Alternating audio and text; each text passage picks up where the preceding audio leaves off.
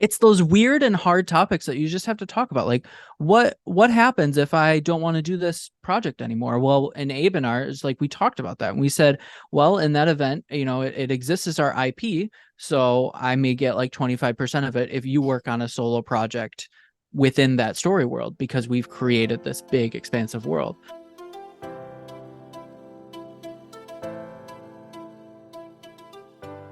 Hey, Writing Pursuits authors, welcome back to the podcast. If you're new around here, my name is Kathrese McKee, and I'm glad you're here.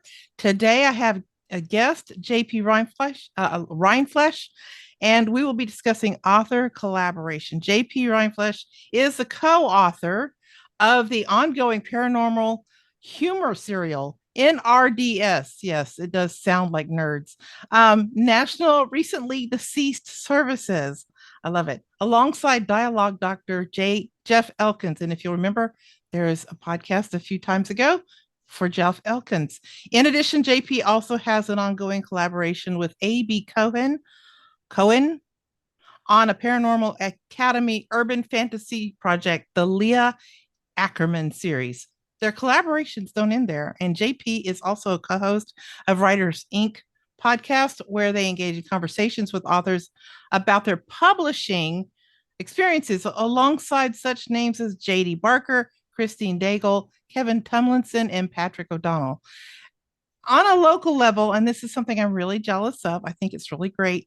JP has created a group called Rockford Area Writers, which seeks to uplift local authors through craft and business and present them with opportunities to showcase their work to the public. Wonderful.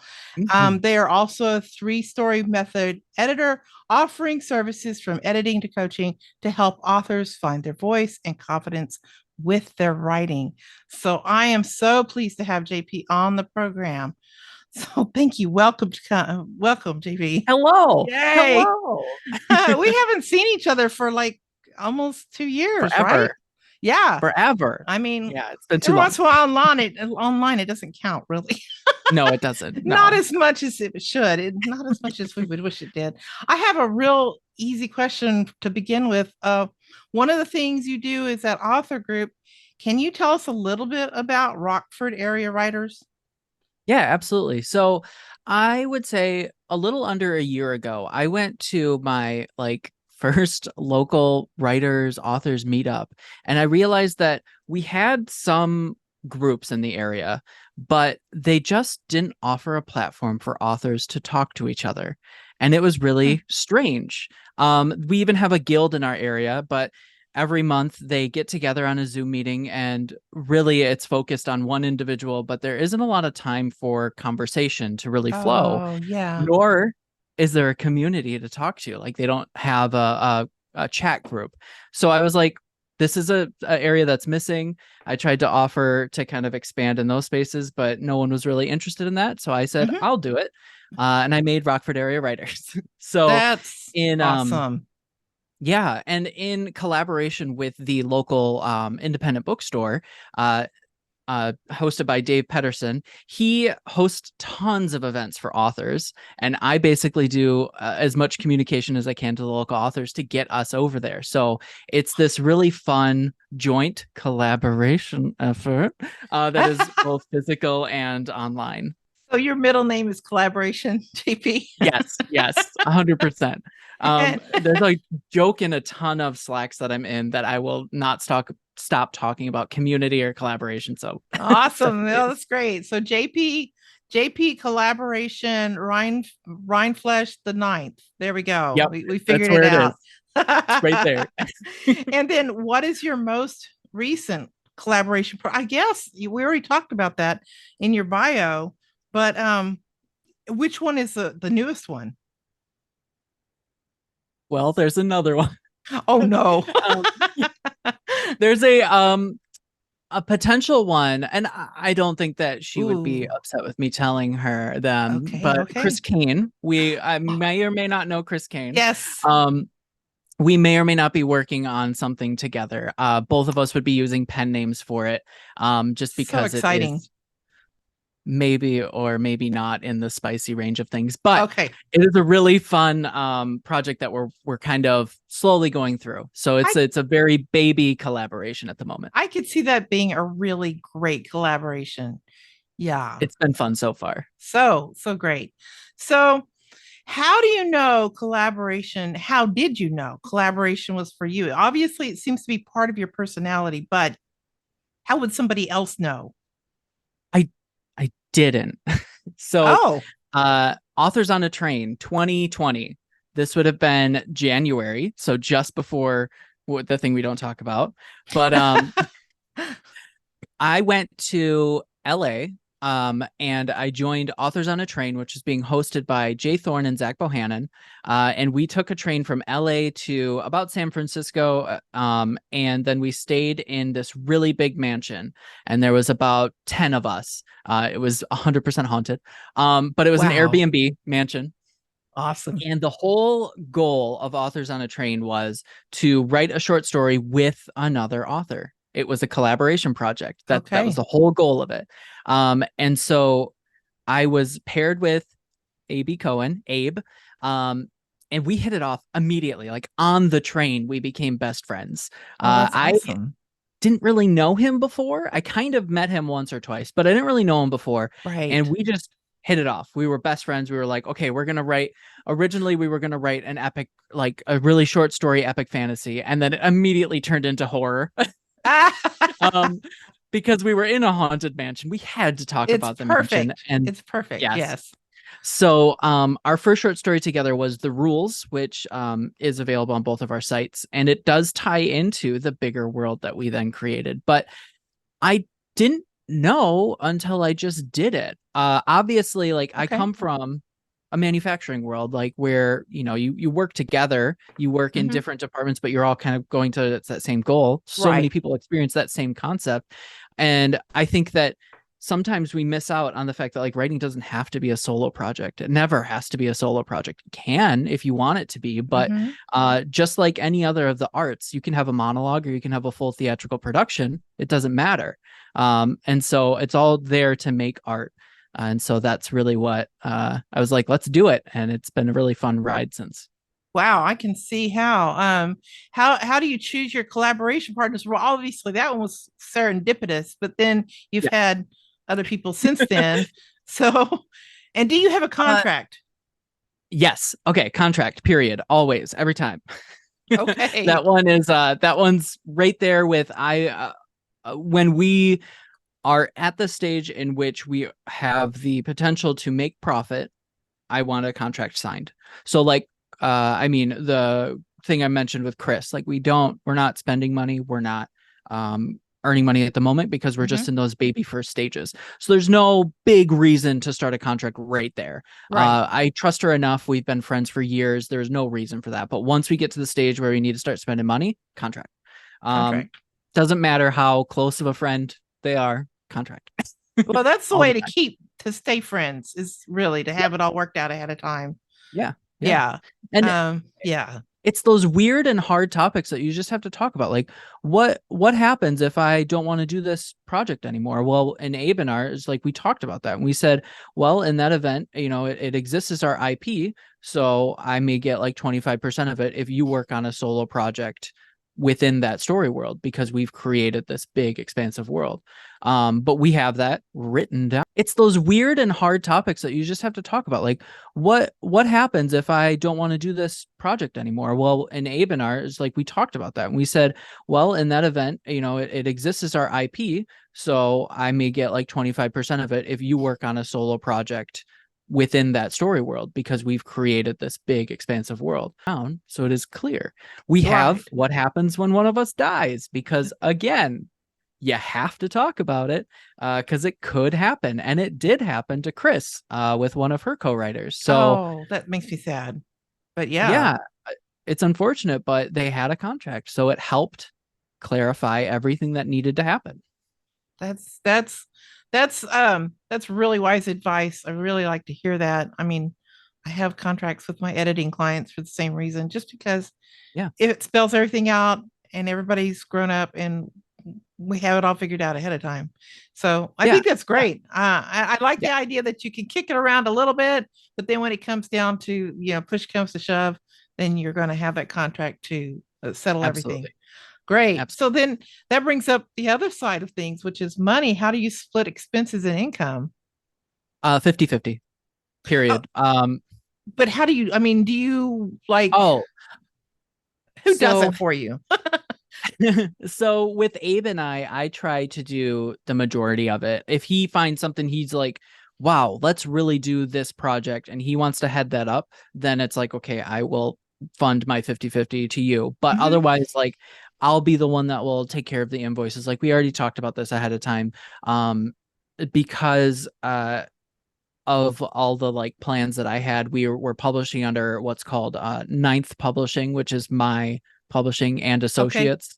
Hmm. Um, because we just agreed that that would make sense. And then that way I host where all the publishing is happening and I do all that. And so then when I get the income, I do all the splits and what I need to do. Okay. Well, I guess I was asking because I know that with anthologies these days, it seems like they might go through, is it Draft to Digital who does the Yeah, Draft to splits Digital does that. Yeah. for you? Which, man, that takes all the guesswork out of it, I guess. But Yeah. I Yeah. suppose they get a split or some kind of recompense for it, some Mhm. kind of thing. So y'all usually just split expenses 50-50, and I guess that also Mhm. gets spelled out in the contract. Yes, it's spelt out 100% in the contract that when we have a collabed project, it is Mhm. 50/50. I'm very much a kind of a control freak, so it's going to be really hard for me to get involved. Yeah. I've done anthologies before, but that's still your story, a little short Mhm. story. But how does having a writing collaboration partner spark or smother creativity? And how do you work out style differences? This is a big can of worms. So we're Oh, gonna start. We're gonna start somewhere. So when Abe and I started, we wrote the short story together. I would recommend if you have never read or worked on a collaboration before, so mm-hmm. either read their work, the person that you're going to work with, or have never done a collaboration before, write a short story with that person. Short stories are easy to get out of. You can be like, you know what, this was great, goodbye. I'm Bye. done. Or you can keep going. But short stories are the best way to figure out if that is a good collab person to work with or Oh, not. that makes so much Um, sense. yeah, because like Abe and I, we were able to figure it out really quickly. And in all honesty, in that first short story, I took away a ton of Abe's voice because I was the one that came in the back and I cleaned everything up and I Mm-hmm. rearranged stuff. Mm-hmm. And at that was the first time I collaborated with someone. And in my head, it was, how can I take this work and really do everything I can to it? And in Mm-hmm. the back of my head, I didn't know that what that meant, which was, how can I take this work and turn it into my own? And that's not Oh, the answer. okay. That's a very good thing. So do y'all ask a third party now to do your like cleanup work, as you call it? So what Abe and I do is he'll first draft, and then at this point, because I learned where that barrier was Mm-hmm. rather quickly actually with Abe, because we talked about it, because that's number one, it's a relationship. You have to communicate. Right, right. So it was a very quick communication, like, hey, I feel like you took my voice out, and we had a grown-up conversation about it and we figured it out.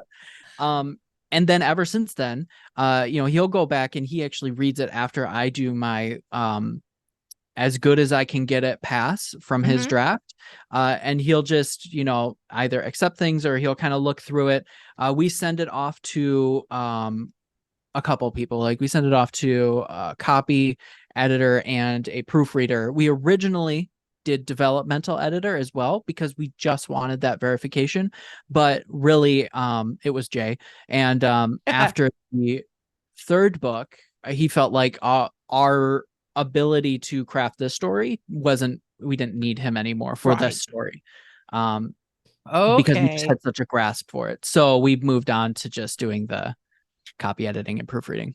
So what I heard was that because y'all go back and forth, then he gets the final kind of like, okay, look, I feel like I really want this line to be in there. I really want it to be said this way.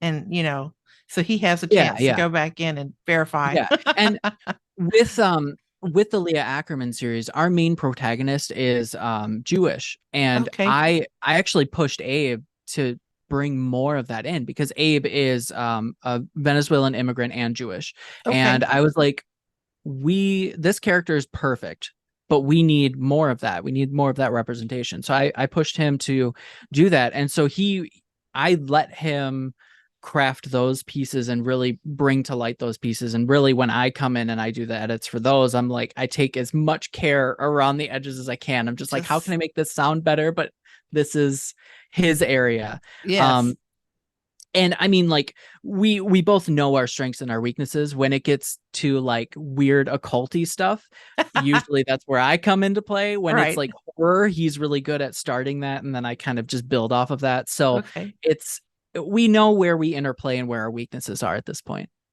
So is that like kind of urban fantasy horror? It's a dark urban fantasy. Okay. What is it's yeah, it's a dark urban fantasy, secret societies and demons. Oh, all right. Okay. I just talked about that. Well, I did an episode on fantasy tropes. And so that was one of the things I talked about was, Yeah, secret yeah. societies and all that kind of stuff. So can you give us a few tips or resources for getting started with writing collaboration? It is something I've always wanted to do. I'm kind of looking for the right partner and the right time, but how do I get started? Yeah. Honestly, you just have to find a person that wants to do the collaboration. I mean, uh, you can read as much as you want in regards to collaboration, but really it's just writing. Like it's mostly just writing and making sure that you have a good relationship with a collaborator. So it's getting yourself out there and finding writing communities, learning people's writing styles, talking about collaboration and seeing who else has those interests. You can't just email someone randomly and be like, "Hey, I want to collab with you," or you can't. I can't. I'm not gonna say you can't. You can do many things, but it is strange to potentially email somebody and be like, "Hey, I have this idea," and send them a whole outline. That's not what collaboration is. That's, No, "Hey, I yeah. have I have this story idea and I want it," and I've seen that. So that's why Oh, I'm noting that here. Like, don't do those things. Collaboration is a start from ground zero. Like, Abe and I, Jeff and I, Chris and I, we all didn't have a story and we built it and we outlined it together. And that was the key is we had these meetings where we talked back and forth and we built a story. And then with Abe and Jeff, they first draft. And then I come in and I'll do the edits and clean up. With Chris and I, we're doing back and forth AB chapters. Um, okay. Are you each doing a so different main character? yes, yes. Okay. Um, Okay. That sounds like which that would is be it, fascinating. Yeah, yeah. It makes it easier because then we can have those different voices and we know it. Like it's obvious. Like it's a different character. Oh, it has a different voice. It's perfect. Didn't Joanna Um, Penn do something like that? And I can't remember who she collaborated with, but they went back and yes. forth with main characters as well. And so, Yes. and they were in different time zones, I think. But anyway, it was a pretty good. So, like in the morning, here she get this, a whole fresh load of stuff, and then she has to respond to it. Yeah. Wasn't that Mark Leslie Lefebvre and It might Joanna have Penn? been. It might have been. Yeah. But was that the Riders on a Train? I think Joanna Penn was on one of those to New Orleans. She was on the first one, where it Okay. was Zach, Jay, Joanna, and Lindsay Baroker. And Lindsay Baroker. Okay. Yeah. Yeah. Yeah. And So so you had Joanna who was at like this strange time. You had Lindsay Broker who was just like vomiting novels out of left and right, and right. is what I remember. So, but yeah, yeah, that's another thing. Like honestly, it's so difficult to say like what resources are out there because a lot of the ones kind of went away when COVID happened. But it was finding those writing events where you can write with people. Maybe it starts with an anthology where you're just writing a short story to join in, but it's Hmm. that networking. It's the community. That's where you figure it out. That's where you figure it out. I get you. Abe Cohen is Leah Ackerman series. and Yep. then the Nerds is with Jeff Elkins. Now Mm-hmm. that's a serial. Is that on Vella? Yes. Yep. It's on Vella. We're 78 episodes in at this point. Wow. Wow. That's impressive. Are y'all in? I mean, do you have an ending in mind, or is that kind of a closely Yeah, yeah. guarded secret? So we have an ending for Vella. It's like where do I even start with this?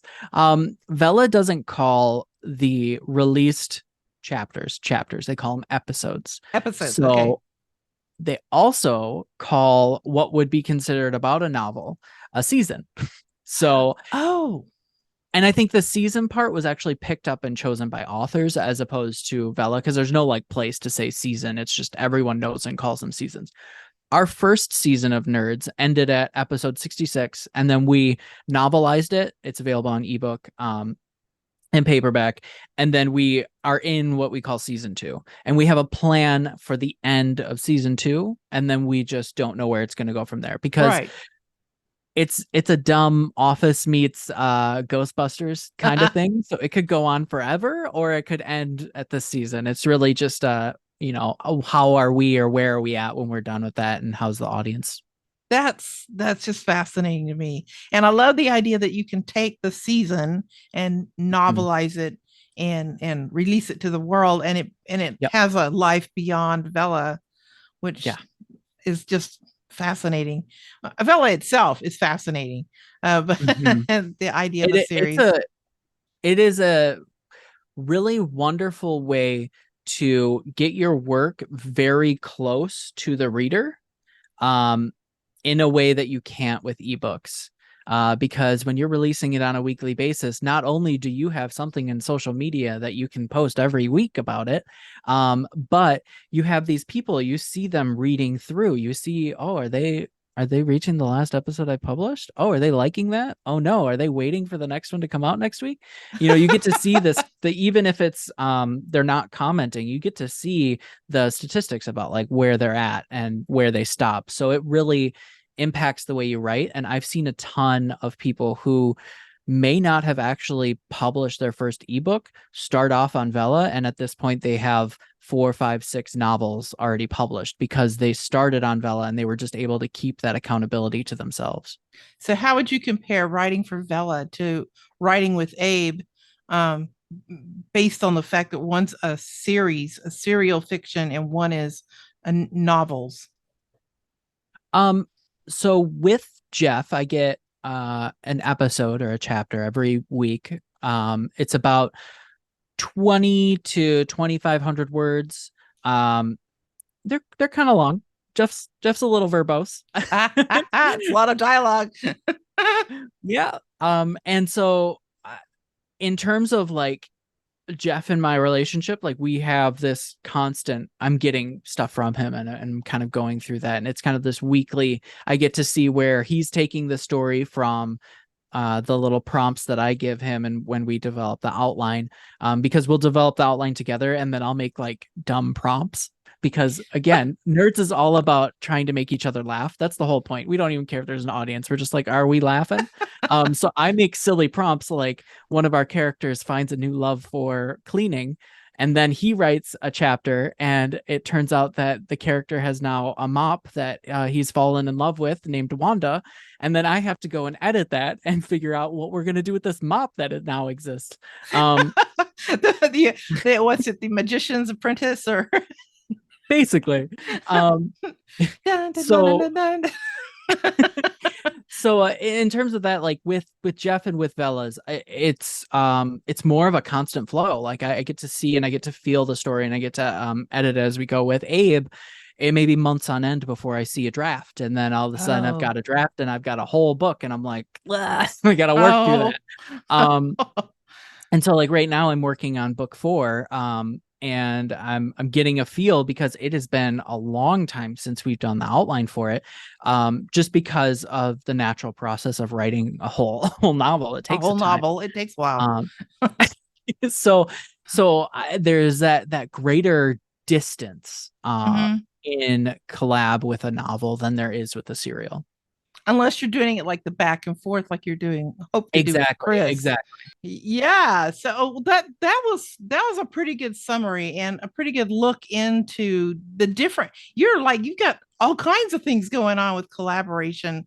It's So too and all different methods. It's a little complicated to keep up, I imagine.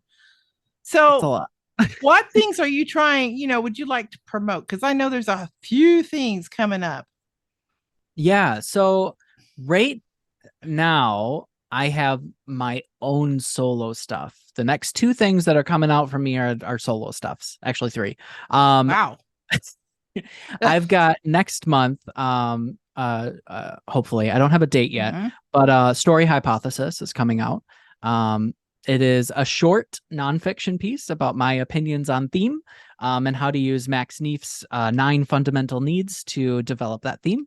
Um, I have a I know I'm novel. looking forward to that, by the way, because Good, I've good. heard you talk about theme. And so, yeah, I'm looking forward to that book. I'll check that out.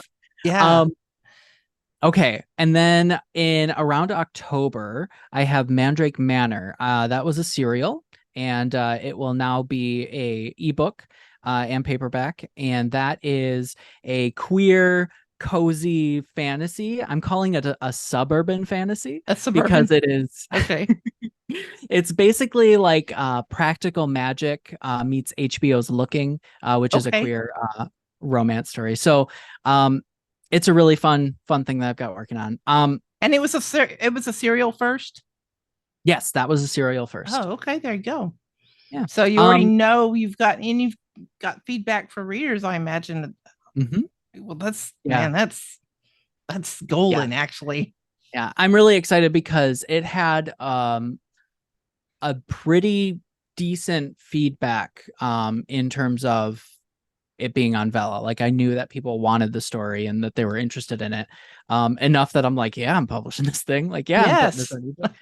Um, And yeah, then that's where I'll end it with the with the promo stuff. okay, yeah. And then what about the book three then of Leah Ackerman? Is that Yeah. like last month, right? Yeah, book 3 came out last month. You are correct. Book 3, Deceived Bishop. That one is excellent. We're really excited for some readers to get to that, and we keep getting the same response, which is exactly what we wanted. Um, Excellent. so I'm not gonna spoil any more, but it was definitely very exciting to hear some of our readers that really like the series read that one and then just immediately message us like, oh, good, we got you. And I'm working on book 4, and that one we're hoping to come out March, potentially sooner, but March. Yeah, but March is well, and that's a good time for like that's considered to be young adult, right? Yeah, yeah, Yeah, that's a good time for that to come out right before, spring break, all that kind of stuff. yeah. So so I'm gonna have to have you come back on and talk about story hypothesis because it's an important, Okay. I think it's an important thing for authors to think about. And Yeah. you've said in my hearing that some things that really stuck with me. And so I really want to get the word out about that. I think it's great. So is there anything else that I should be asking you about? Well,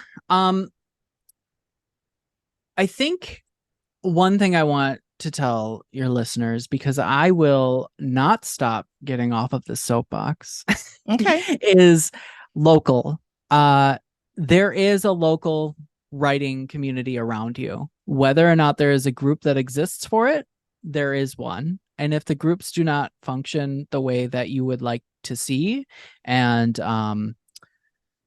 you have the space, or you have other author friends there, make it. You can do that. You're Make it allowed. happen. Um, Local honestly has been one of the best supports that I've had. I've been lucky enough to have a local independent bookstore that really supports the local authors, Hmm. provides a space for us, and is willing to hold and support our merchandise when we sell it and promote it as they see fit. And like your local libraries, they host workshops. They would love if they had local authors. Most local libraries would love that. If you have something that you want to tell, either it's a story or it's a method or it's something, like they want these workshops. They would love it. So really, I think at this point in time where we are seeing mass advancements with technology, one of the biggest and most important things is to put a face behind what you do. And then I know for some people that is not great. However, I will say there are even authors who wear creepy, like horrific masks, and that's all that they have. They do not have their face on Instagram, and yet again, they have a presence that is something that is tangible for people to interact with. And I think that even if it is not in a local physical space, having that presence and collecting that community is super important. So I think that you should get out there. You should see what is available to your local area. And if you don't like what you see, make something different. I completely 100% agree.